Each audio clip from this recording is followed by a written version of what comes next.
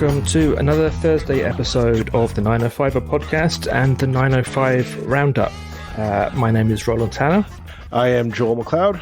And this week we're welcoming a third guest to our Roundup table, Alan Can, who is a political activist and longtime resident of Mississauga, who writes a newsletter called Muni-Poly Matters. We'll include the link for everybody in our show notes, and is very familiar and knowledgeable about Peel and Mississauga in particular. So we thought we'd welcome Alan on this week to because there's quite a bit of news happening in Mississauga and Peel at the moment.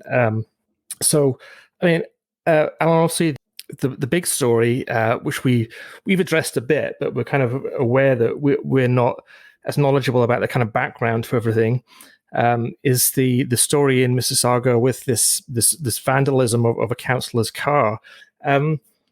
What's been your take on this whole story and what it kind of says about Mississauga Council? Hi, Roland, Joel. Thank you. First of all, thank you for inviting me to your podcast. I've a long-time listener, first-time participant, I guess. That's great. I guess that's how I should acknowledge that. I guess in terms of this topic, this issue, you've covered it a bit briefly on your podcast, I think last week or so, but I won't regale the details, but if maybe I can add a few things in later. My take on it is very interesting. For the longest time, dating back to the days of Hazel McCallion, there was this idea that Mississauga City Council worked very collegially. It was always like, we speak with one voice, right? Council meetings always went by very quickly because there was a lot of unanimous decision.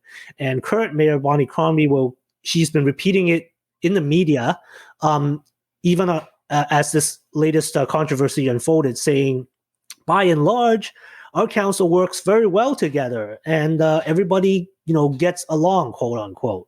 Well, obviously, there was an issue that ended up causing such a rift, or it caused something to happen that this councillor by the name of Ron Starr, who represents Ward 6 in Mississauga, went on to vandalize another councillor's car.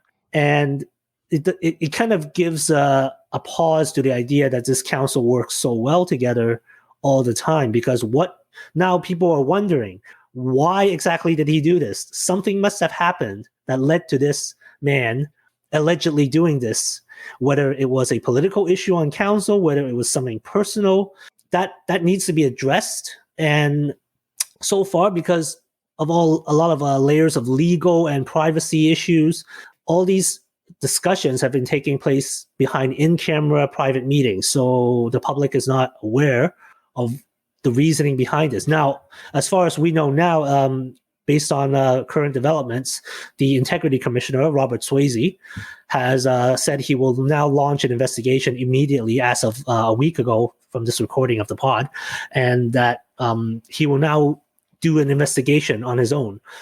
I think the position was previously the Integrity Commissioner could not take a position or do an investigation because it was a police matter at that point. But now it seems that the police are not going to continue an investigation further. So now the IC has said he's going to do an investigation. Councillor Starr himself, after attending Peel Regional Council apparently last week, a day after he was asked to go on a leave of absence, has now said he will step back from all city and regional meetings to respect the process, as he said, while this investigation unfolds. And that's approximately where it's been left at.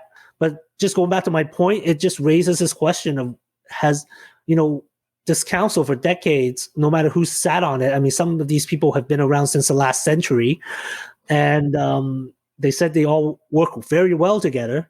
Well, something like this has happened now. And a question comes to my mind. I mean, the councillor who stood down, who's Karen Ras. Karen Ras, yeah. Now, she was a newer face. My understanding is she was also someone who was maybe more willing to ask some questions in council meetings. Is that a fair kind of reflection of her kind of persona on council and stuff like that. She's maybe something of a new look to some of the other councillor members. That this is not what they've been used to in the past. Would that be a fair description? That would be a fair description. From what I know about former councillor Ras, she was elected in 2014 when the previous councillor stepped down after about 30 years on council. So she was definitely a fresh face. She got elected with about 28% of the vote, which is a very three-way, four-way split considering the result back then. There were two other, I guess, very credible challengers, and she managed to squeak past them. And then in 2018, she was re-elected with 93% of the vote. After a period that I remember observing where it was like she was running unopposed, and I thought at one point she would get acclaimed because there was no one registering to run against her until the last second when two random people showed up. So my understanding of the way she approached council meetings was she's always asking very poignant and good questions, such as, like, she would be the only voice asking whether, do we really need this level of middle management in this department here, or do we really need to spend money on this program here? Maybe we could forego that or delay that for a bit and then just try to balance our books for a bit. Like, I mean, technically cities are required by law to balance their budgets every year. But she was still asking questions about fiscal responsibility. She has a conservative, I think, political background. Her husband, Michael Ras, was actually just recently the federal conservative candidate in Mississauga Lakeshore, running under Aaron O'Toole's leadership. But he was not elected. The Liberals managed to hold on to that seat. But nonetheless, that just gives you an indication of where her political leanings would be. Yeah, I think that is a good point, that she was probably one of the few that I observed that would like regularly ask sensible questions. It's not like she was going out of her way to be an opposition voice for the sake of just being an opposition. Right. Like she was trying to at least ask some sensible questions before just rubber stamping or, just going along with the crowd. Doing what a councillor should do, by the sound of it, which is, have an inquiring mind. But maybe that I just goes want against recent history. I don't know. I just want to jump in and ask a question because we're seeing. You're saying for a while that Mississauga City Council was kind of, everybody gets along and the city council speaks in one voice for a while, and that's kind of been the framework of, I think, most city council. Like it was kind of like an unspoken or a job that you didn't really have to do much in. It was the concept before. But I always suspect that these differences probably always were there. I can't imagine you get 7 people or however many people are on the city council. They're all elected elected with a mandate from the people.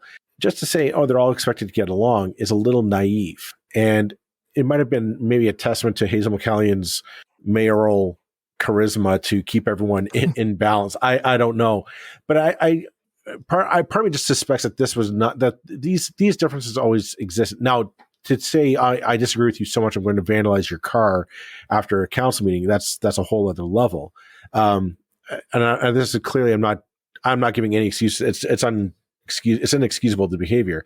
But I just want to just throwing it out there that this has always been there. Is it just, I've noticed, at all levels of government, we've just seen this kind of lack of civility, this lack of kind of respect for the office holder, in their decorum. And it's not just a city council. We've seen that, the question period in Queen's Park and Ottawa are always, it looks like a schoolyard brawl. I always tend to, I always tend to think like, there are parliaments around the world where everybody always agrees, and they tend to be in dictatorships. Like a rowdy parliament or a rowdy council or a rowdy legislature. It's not necessarily a bad sign because it shows that people are allowed to disagree with each other. So I always like to keep that in mind. But I mean, there's obviously a line that can be crossed when you get into this kind of behavior. And I feel like, just having watched a few councils the last few years, that you see these, I mean, we've kind of seen it, like there was a story last week about Larry Diani, who was like former mayor of Hamilton, former MP, I believe, correct me if I'm wrong, still very much involved in Hamilton politics, kind of threatening Hamilton's kind of lone independent journalist, Joey Coleman, saying, I'm going to end your career. You're going to have nothing. Now, this is according to I did see that according tweet to Joey, actually. Yeah, and it's like these old guys get very. I think because it was kind of a fairly relaxed job for a long time, that municipal politics was very sleepy. No one really took much of and there wasn't a whole lot of controversy. Yeah. Now that there is, and people are paying attention, they really don't like it quite. But the duties of city council are more stringent now. Like, back in the Mike Harris decade and Ernie Eves, they downloaded a lot of duties to municipalities without giving them like the taxation or really the governing powers to manage that. And I know that the Liberals try and upload some of those responsibilities back to the provincial level, but there's still a lot of tasks that are left at the municipal level that are, it's strenuous. It's no longer a cushy job. They think, oh yeah, Alan, jump in. Oh, okay. Sorry, I didn't know if you wanted to finish your point, but I think your point about Hamilton is interesting because, unlike Mississauga, which is basically a local media desert, I know there are a few ones that popped up recently, but it's not as good as Hamilton, as I understand it. You guys have had the Hamilton Spectator for decades. Joey Coleman does exceptional work, and I think just the presence of that kind of a local media scrutiny has agitated at least Hamilton City Council, or people who used to be in Hamilton City Council, to the degree where a former mayor is now in public threatening a local journalist to that point. My point regarding the difference between that and Mississauga is because we've not had that kind of level of local media scrutiny. I mean, I do not recall once where Hazel McCallia had to face a scrum after a council meeting. She's never done that. And it's been like that for decades. It's like, I moved here from Hong Kong in 1990. So I've been a Mississauga resident for about 30 years. And growing up, we always just looked at Hazel McCallion. Oh, she's amazing. Look, she's like, almost like a 100-year-old lady running this city. And I think that's the novelty there, unlike some of the other surrounding 905 municipalities, is that you have this woman at age 57 first became mayor, and then she was still going strong. Like, she had been until recently mayor my entire life. So I knew no other mayor until recently but Hazel McCallion. And, well, technically, Mississaugan's never knew any other mayor. Yeah. Her name is on schools. Her name is on other monuments. Like, people just love her because she's everywhere. Like, this woman drives herself around the city at her age. Like, there's a legendary story. It's not, I say legendary because there's no other way to describe it, where she was one time hit by a truck and she got out of the hospital in under 24 hours, and the truck was in the shop for 3 days. So she recovered faster than the truck. So she was like going out to like telling people, yeah, the truck's still in repairs. And that just builds on the mystique of Hazel McCallion, like this figure that's akin to like Ferrero LaGuardia from New York, or, Huey Long, the former governor of Louisiana, or like just these almost larger than life mythical political figures that look like they've always been there. They're serving for life. That's why you see, that's why people think that she is such a great mayor, because council always agreed with her. But my take on it, now that I'm looking back at it, is that she was always ruling with sort of a benevolent iron hand, and managed to because the council around her saw how people loved Hazel tremendously. That this is a woman who gets reelected with 90+% of the vote. Most of the last couple of elections, she really didn't run in, because all she did was put her name on the ballot, told everybody, hey, any money you want to donate to my campaign, just donate it to charity, which is very admirable. But still, there's just nobody running against her. So it's like there was no debate among the citizens about where the direction of the city is going. And it's meant that there was never any debate about no debate whatsoever about the planning Mississauga, as a result, kind of has some problems now. Yeah, it was around 2010 when I first took notice, because that was around the time where Hazel McCallion was trying to secure this land deal near the city center, which is, if you've been to Mississauga, if you know the area around Square One, Yep. where the current Sheridan College campus is. Yep. That land, she wanted a hotel/convention center because people believe that big cities need that kind of thing in their downtown. Thing is, the only real estate company that she could find to help broker this deal was owned by her son, Peter. And if you know about Municipal Conflict of Interest 101, that's a huge red flag. Mm-hmm. So at that point, council finally got off their butts, and a majority of them voted for a public inquiry into the matter. How that story was spun locally was that this was an attack on our beloved Hazel. And I was invited, I remember this, to go to a support Hazel rally because her enemies are attacking her and we need to defend our beloved Hazel.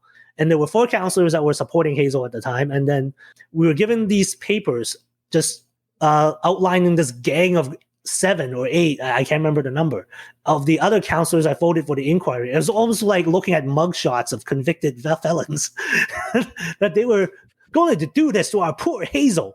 But, well, in fact, they were just like voting to like be more accountable. Well, like maybe that's just a sign that it's, the accountability is just now part and parcel at the municipal level, that we need to just accept the fact that this isn't the cakewalk of a job it used to be, or that perception is out there. I see that we're coming up on 17 minutes of for our first topic. I'm going to say let's take a break for our sponsor, and we'll be right back in a few minutes. Okay, we are back, and we're traveling up the 403. We're traveling up the 403 to from Mississauga all the way up to Brampton now, because Brampton has gotten itself into a little bit of a quagmire, which I'll be honest, I'm drawing a blank on. I don't have all the details on this one. Yeah, well, I mean, what we do know is in the past week there was kind of a public spat with a number of councillors in Brampton complaining about the use of in-camera meetings, which is a familiar story, as a way to kind of control councillors and to keep awkward stories out of the press about the city manager, or I think he's called the CAO in Brampton, but same job, city manager, who was a controversial figure.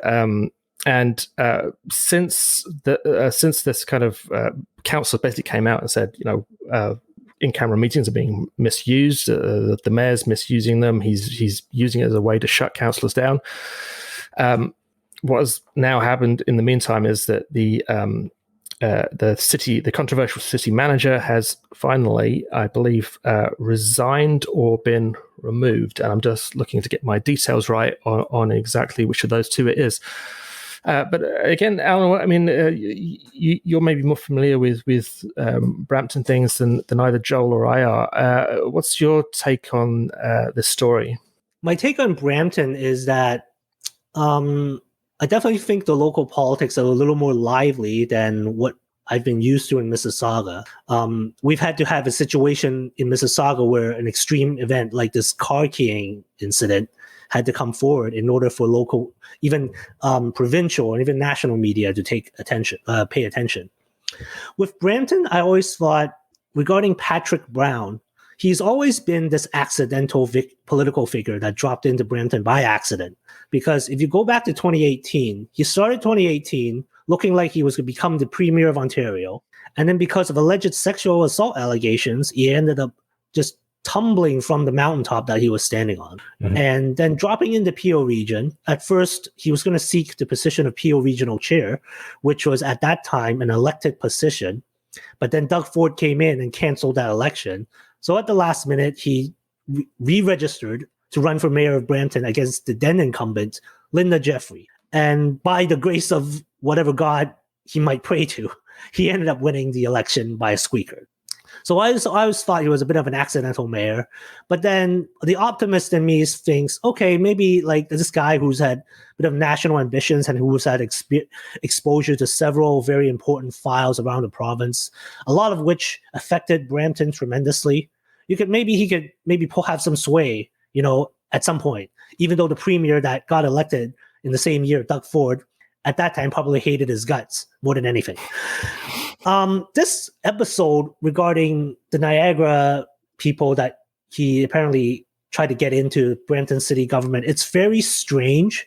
And I can't really speak on as much as what I understand from the Niagara situation. You might have to get someone from Niagara to come on and help you explain what happened with this David Barrick guy, who is now the former Brampton Chief Administrative Officer / city manager. Yeah, I mean, there was a whole range of events that happened down in Niagara, right?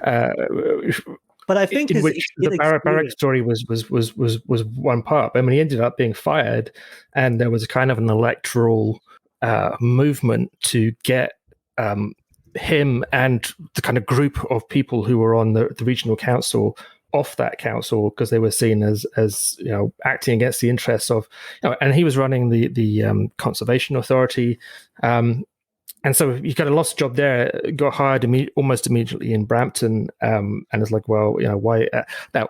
And certainly we do know that these were I say political operatives.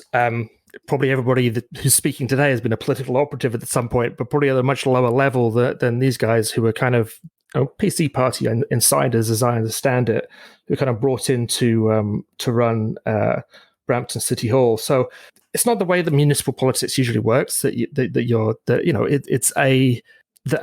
politicalness of it is kind of like a real thing. It's not just for show. And although mayors and councillors may have been party members or run for provincial or federal government at other times in their career, when they get that job, they tend to take the independence pretty seriously, partly because it really frees you up as someone who's been involved in provincial party campaigns and a campaign as a candidate. It's so much more fun being a councillor because you can say what you want. You don't have to worry.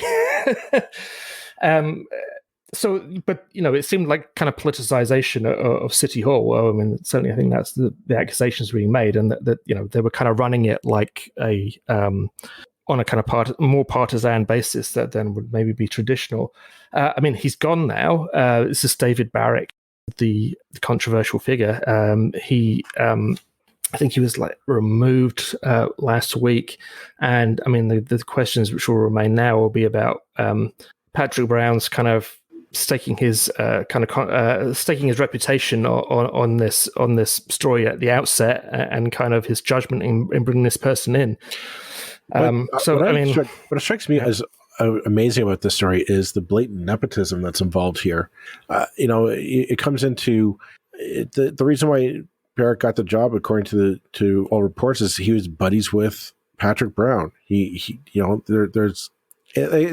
gets me is it's an old Tammany Hall politics. It's that old, just I know a guy, I know somebody who can help me out. I want people I can trust around me. And this might be a bit partisan, and I might be put on a bit more of my progressive hat here, but it's something that we see a lot with conservative politicians. Is I don't trust anyone outside of my circle.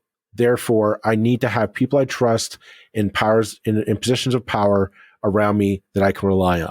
Rules be damned. I just want to go. And we see it at the federal, provincial, and now apparently at the municipal level. That's my take on it. I could be wrong. And I think that speaks to the whole idea that Patrick Brown fundamentally is this outsider. Like, he cut his municipal teeth in Barrie, which is completely different jurisdiction from Brampton. You bring up the fact that David Barrick had very zero to little experience.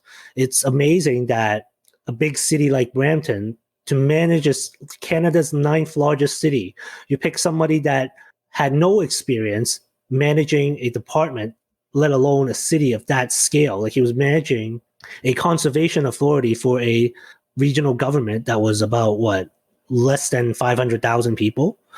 So it's like, I'm just curious. I don't know if it's just the Patrick Brown factor that factored into hiring this guy, but it seemed like Brampton wasn't able to hire an experienced and seasoned administrator in order to oversee some important files. There's a lot of important files. Brampton's dealing with. The university, downtown redevelopment, LRT, if they can possibly revive that boondoggle.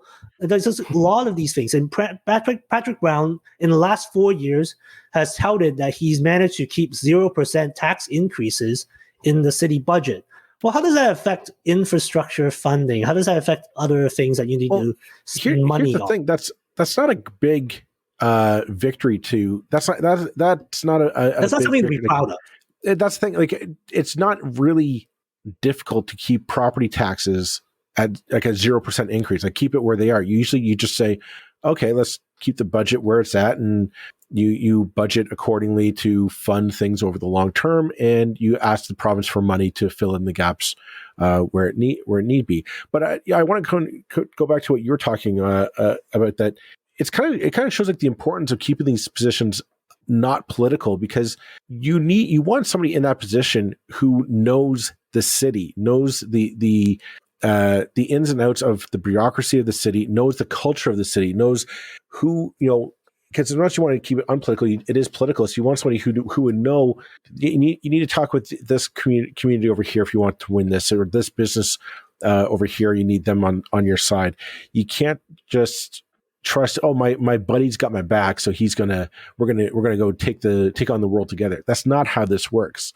You need somebody who on day one can say, okay, I'm going to set you up a meeting with person A, person B, and person C because we want to get this done. And then I'm going to sit down with this group of people because we need to talk about this issue that's on your agenda.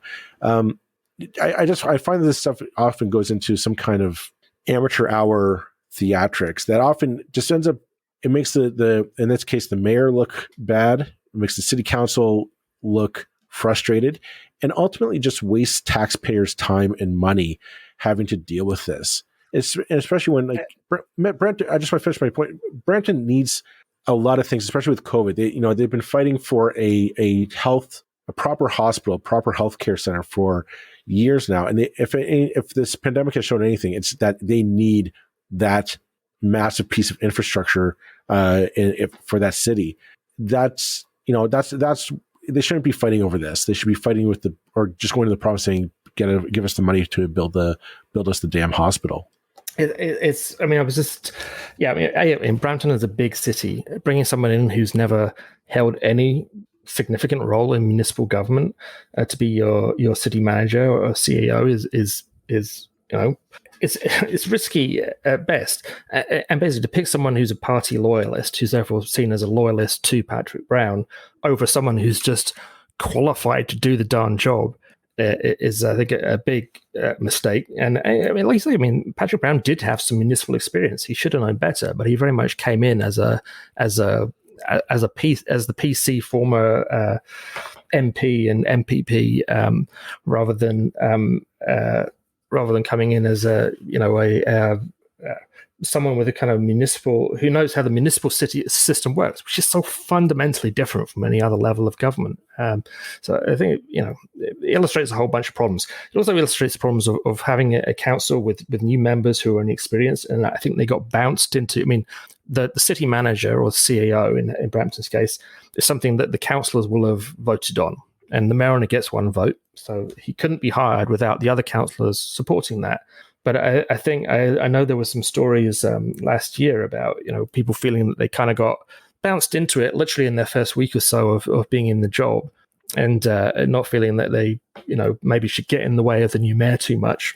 And actually, I was going to ask. What about? I feel kind of somewhat sorry for Linda Jeffrey, who if nothing, just because she never seemed to come across my radar very much, seemed fairly blameless as mayor, and yet got booted out fairly unceremoniously for someone who kind of dropped in at the last minute. Like, well, all my other jobs have gone away, so I guess I better run for this one.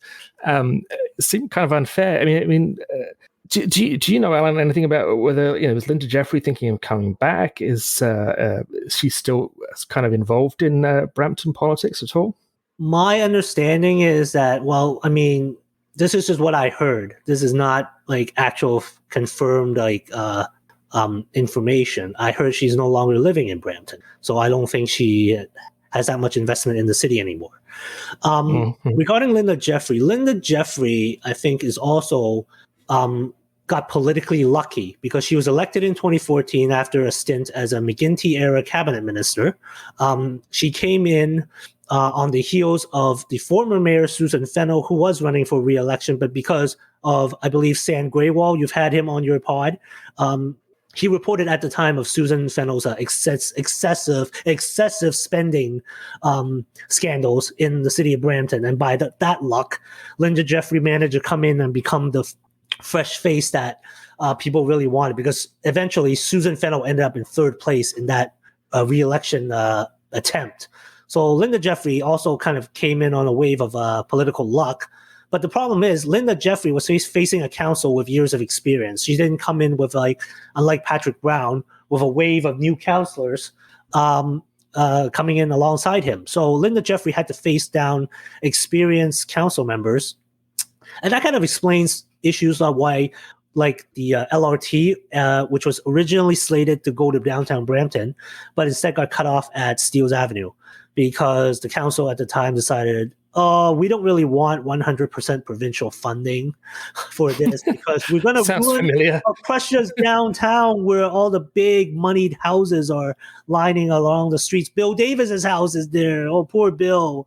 No offense to the late great Bill Davis, but that was Linda Jeffrey's problem. She was facing an experienced council that kind of was able to push back against her, even though she is the mayor, even though she's just one vote.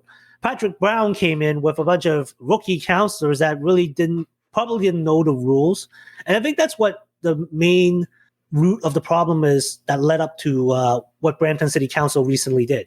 Because these guys didn't know the rules.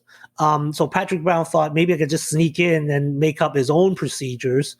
That's why I managed to hire my friend David Barrick. David Barrick, in turn, circumvented the usual council rules and procedures in order to hire people who are not qualified, even though positions that require an engineering degree were given to people without an engineering degree at all, or other procedures that were just circumvented, or access to information was now circulated to the CAO's office, which has never been done before. These are things that have never been done before. So that's led up to this point where council finally pushed back after just not only Barrick being an obstacle, but Brown himself, even in-camera meetings that was reported that even during in-camera meetings, he was not allowing motions to come forward by the councillors who were asking for motions to be voted on. So that's why you've gotten like this joint letter released by a majority of council saying this is being run like a dictatorship. This is why like Patrick Brown is somehow becoming an authoritarian figure. I mean, that sounds like really extreme language, but that's the way it's been happening. And it really depends on, I think, at the end of the day, different personalities as well, because Patrick Brown is a different type of personality. Hazel McCallion had her own way to deal with it. I mean, council basically obeyed her because she was so beloved. And I think in Brampton's current case, Patrick Brown is just trying to maybe take advantage of the rules and procedures in order to try to get council to go along with what he wants to do. And only difference is council has now finally wised up and decided to push back. Yeah, as I say, it's kind of blown up in his face if that was the deal, because, well, assuming he carries on as mayor after the municipal election, he seems to have made quite a lot of enemies, and it's difficult to get that back once you've done it. But let's we've got a couple of minutes left, and there's a story closer to Joel's and my kind of area of greatest familiarity. Provincial. The Premier made a trip to Hamilton today, Joel. What was all that about? What brought him to somewhere that he doesn't have a lot of seats usually? Someplace I'm sure he held his breath as he drove through. So the Premier was in Hamilton to announce a $500 million boost for ArcelorMittal Dofasco, basically to produce green steel, which sounds kind of gross, but it's actually it's actually a good thing.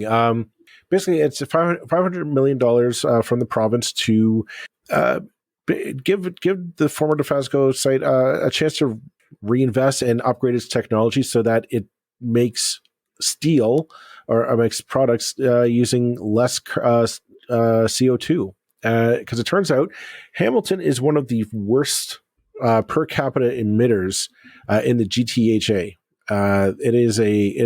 And a lot of that comes from the steel plants in Hamilton. No surprise there. So this is going to go a long way to help greenifying a major industry in Hamilton, which is great. What I thought was interesting is the premier kept talking about this in terms of going into the auto sector, into electric vehicles, which I'm sure it will. But I thought that if you're making greener steel, I mean, it has other options than just automobile manufacturing, but that's good too. But it just seemed that there's a lot of notes happening in this announcement. One, why announce it now? Like the entire province is on edge with what's happening in Ottawa and what happened recently at the Windsor crossing. Like the province is very much on shaky grounds. They just announced that they're going to remove vaccine mandates come March 1, which has a lot of people on edge already. Why announce this now? It almost seems like he's trying to do the age-old politician gambit of, I'm going to throw as much into the news as possible to just confuse the heck out of people, to keep everybody off guard, so nobody can focus on any one story and give me any one sector of criticism. I mean, I guess usually at this time in the sort of electoral cycle, this is the perfect couple of months before the election story. Mm-hmm. And to an extent, I'm not going to criticize any government for trying to time things right. It always strikes me as a little, goodness knows, politicians are the best people at making these claims. The Conservatives used to say about the Liberals all the time. I'm sure the Liberals will say about the Conservatives. You're just buying votes. It's like, well, if you're buying votes by doing things that people like and that are popular, isn't that what politicians are supposed to do? Yeah. Do things that people want them to do. That's kind of how democracy works. So I don't necessarily see why a government can't do things that people like, and I kind of get why they do them at times when it helps them. However, you're right that it's to an extent he's risking the whole thing getting buried under 20 other news stories about trucks parked on. That's the thing. I thought this was completely stupid on his part, and it's not. I mean, it's a good story. This is a winner. This is a story that I look at it, I'm like, yeah, that's what I want to see from my Ontario government.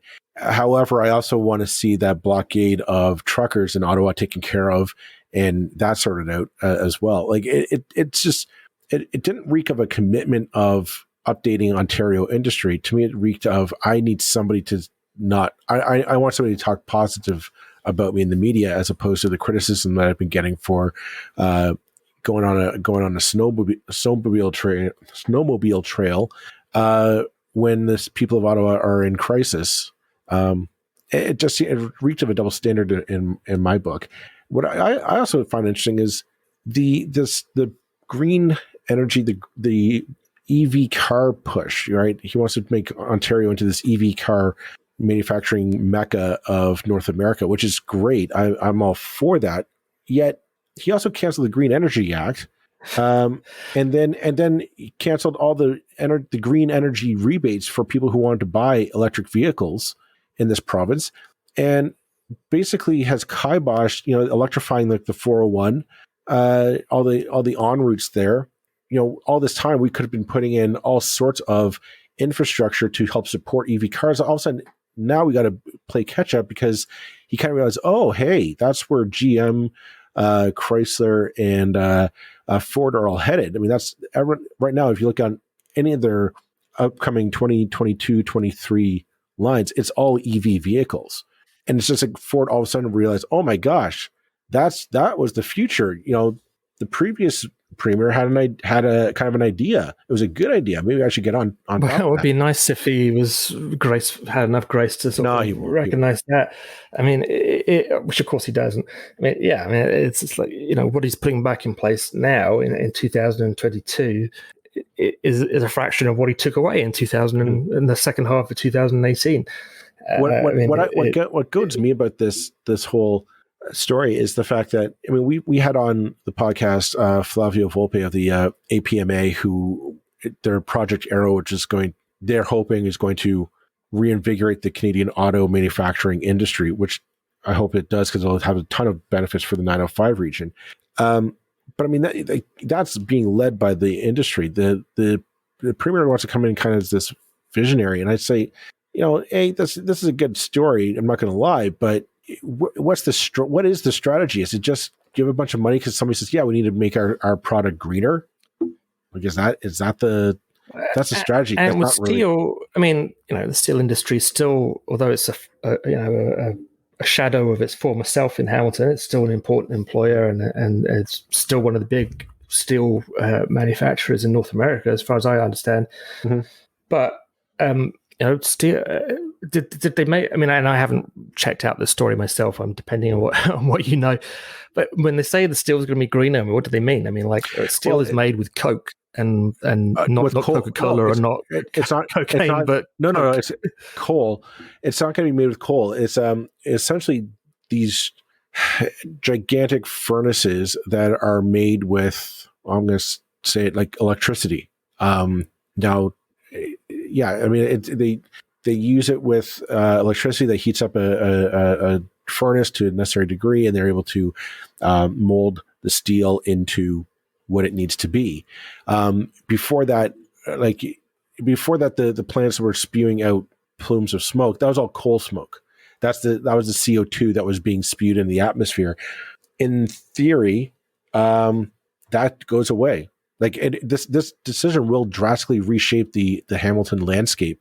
Literally, like, when you go over the Skyway, you're not going to see plumes of smoke coming out of Dofasco anymore. You might see nothing.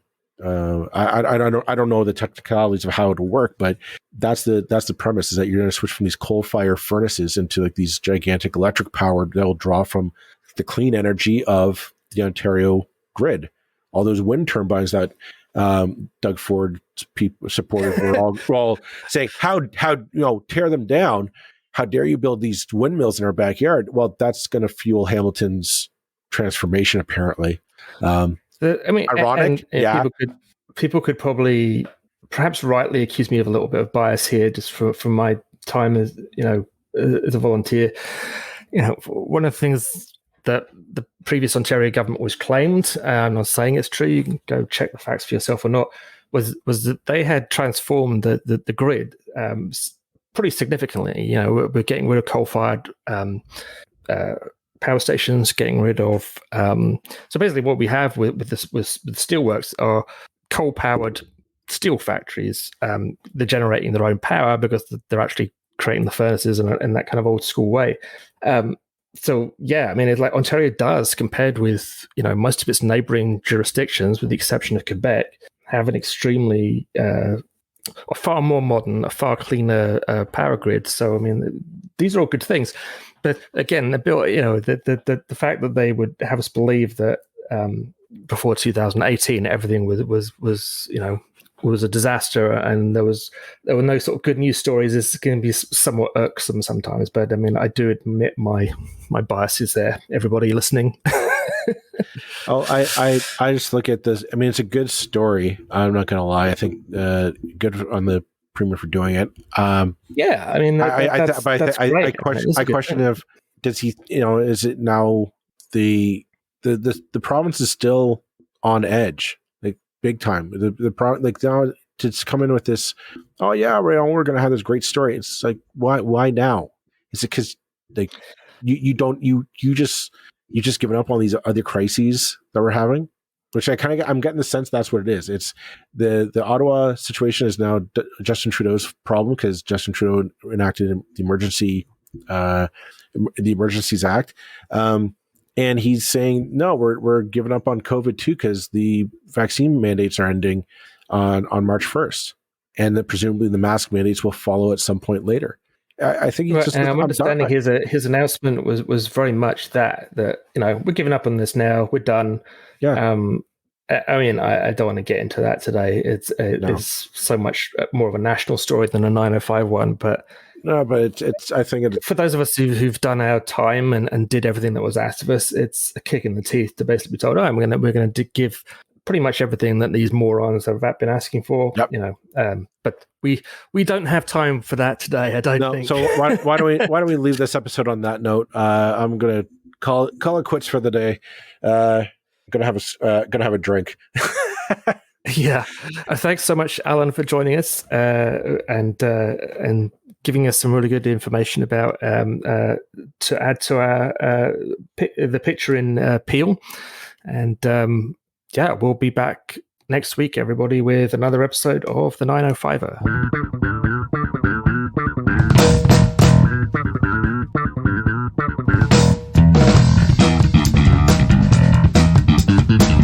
That's it for this episode of the 905er. Thank you for listening.